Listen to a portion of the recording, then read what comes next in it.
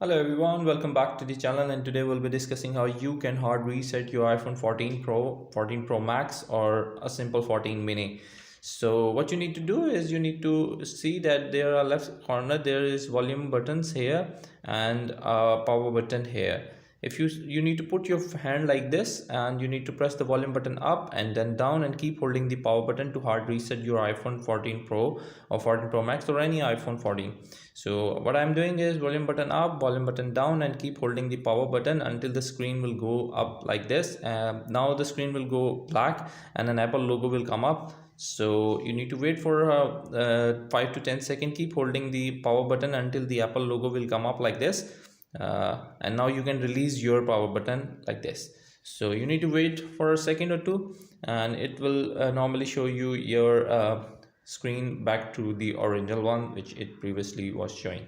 So that's how you can actually hard reset your iPhone 14, 14 Pro Max. I hope this video helps you out in bringing the issues. So that's how you can actually fix the issue. Now my phone comes back, I will put the passcode and it is working like normal. So that's how you can hard reset. Until next video, bye bye.